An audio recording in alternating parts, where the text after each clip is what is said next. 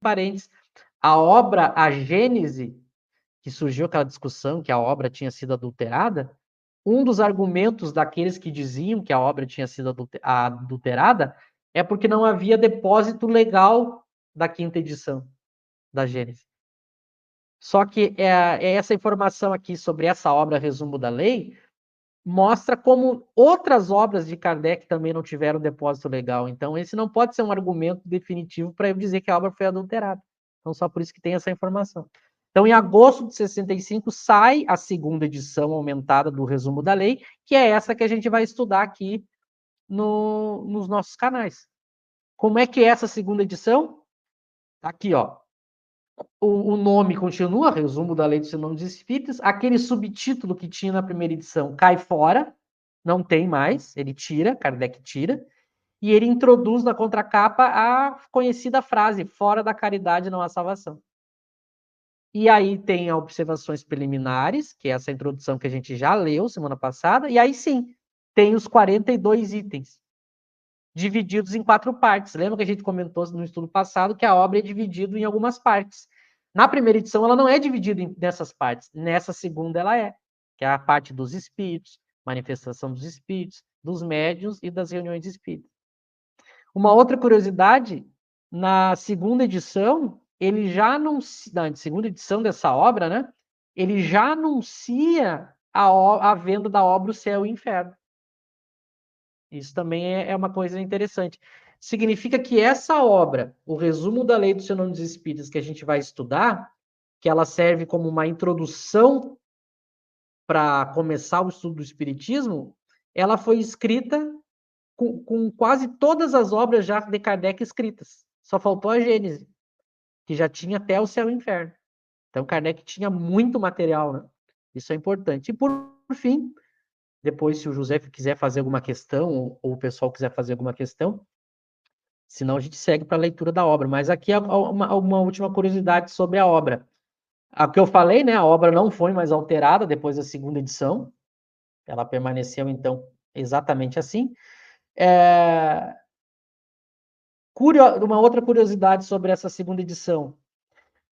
Kardec chamava, quando ele tinha uma segunda edição das suas obras, existem duas palavras que ele usava, ou era deuxième, ou era seconde. As duas coisas querem dizer segunda, né? Segunda edição. Só que quando era deuxième, significava que que quando a obra era alterada. Então, Kardec lançava uma segunda edição fazendo alterações. Ele chamava ela de seconde, toda vez que havia uma alteração. Se não houvesse uma alteração, se ele lançasse uma segunda edição igualzinha à primeira, ele chamava de deuxième. Curiosamente, essa obra, o resumo da lei, a segunda edição, mesmo sendo alterada, ele chamou de deuxième, não chamou de seconde. Isso é só uma curiosidade histórica, a gente não sabe por quê, mas isso aconteceu, né? Por Então, meio fim, que ele fugiu do padrão, né, de costume. ele fugiu. E aí, por Nesse fim, ponto. isso. A segunda e a terceira edição, com Kardec em vida, né? A terceira edição também não teve depósito legal. Só a quarta edição, que foi feita depois da morte de Kardec, em setembro ali, né, de 69, que é feito o novo depósito legal para a quarta edição. A segunda e a terceira não tiveram. Não se sabe ainda exatamente a data exata da terceira edição, mas a suspeita é que ela tenha sido em torno de dezembro de 65. A terceira. Então, notem, a segunda foi em agosto e em dezembro já saiu a terceira. Por que se suspeita que a terceira foi em dezembro de 65? Porque Kardec anuncia na contracapa da revista espírita desse mês que o resumo da lei seria reimpresso. Então, provavelmente era a terceira edição. Então, agora está elucidado, digamos, resumidamente, a linha histórica dessa obra que a gente vai estudar. Né? A gente já sabe que é uma versão a partir da segunda, com 42 itens, dividido aí em 4 partes, mais a observações preliminares, e já sabemos as datas e que, com Kardec em vida, foi lançado 3 edições. Isso é importante só para a gente ter uma noção, um conhecimento Tá, da... ô Michel, só para Só para resumir, então, ver se eu entendi também. Bom, primeiro das boas-vindas aí ao nosso amigo Eric. Boa noite, Eric. Se quiser dar um oi para o pessoal aí, a gente já continua. Boa noite, desculpe o imprevisto que eu demorei aqui para entrar. E vamos seguir no estudo.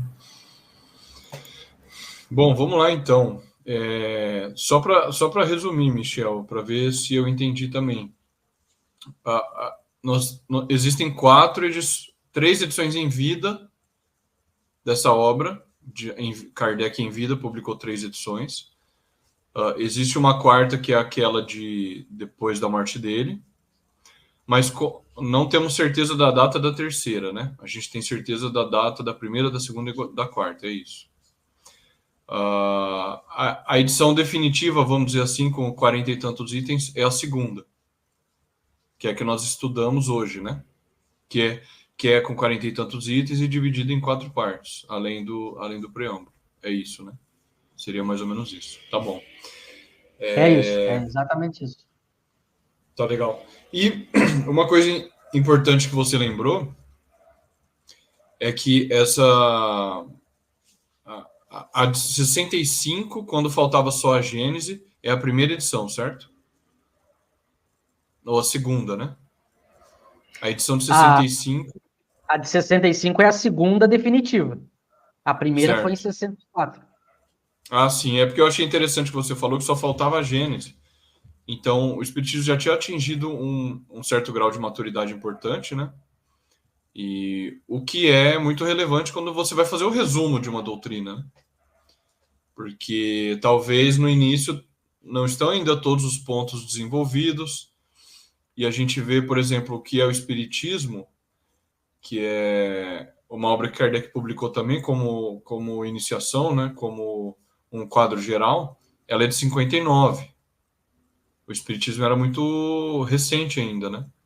E já em 65, a doutrina mesma tinha se desenvolvido, tinha amadurecido, e ainda assim Kardec vê a necessidade de fazer uma outra obra de iniciação ainda mais sintética, mais reduzida, mais resumida mesmo, né? Que é o título da obra. Então essas informações são importantes, né? Porque Kardec não fez as coisas à toa, né? Ele não escrevia nenhuma frase à toa, ele não publicava nenhuma obra à toa. Isso eu acho que só dá mais importância para a obra, essas informações, para a gente ter a real dimensão da importância dela, porque é um livreto, um texto bem curto que Kardec fez com a intenção de divulgar. Muito mais fácil do que o que é o Espiritismo. Então, eu só queria fazer esse comentário, chamar atenção para o quão grave é essa obra não ser conhecida e como a gente precisa, de fato, torná-la mais conhecida, né? Se a obra, o que é o Espiritismo, já é pouco conhecida, essa menos ainda, né? O resumo da lei, menos ainda.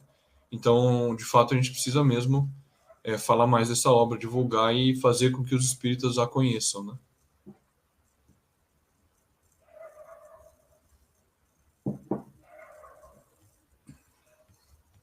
Não sei se o Eric quer fazer algum comentário, se eu também conseguiu tenho acompanhar. a mesma impressão do José, né? A obra O que é o Espiritismo já é pouco conhecida, mas essas outras de introdução, a que a gente leu, né, e essa agora, são menos ainda, né? Então, com certeza, muita gente teria mais facilidade com a obra do Kardec se lesse essas obras de introdução, mas infelizmente não são divulgadas. Daí por isso que a gente está aqui estudando essa obra.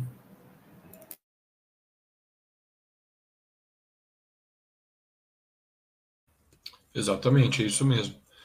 Eu não sei, desculpa, se vocês querem fazer mais algum comentário sobre essa questão histórica em si, né? Se tem alguma pergunta do público. Se não tiver, eu acho que a gente pode ir diretamente para a leitura, retomar a leitura da obra, né? O que vocês acham? Por mim, a gente pode começar então o item 1, que é a parte dos espíritos. Eu vou compartilhar aqui de novo.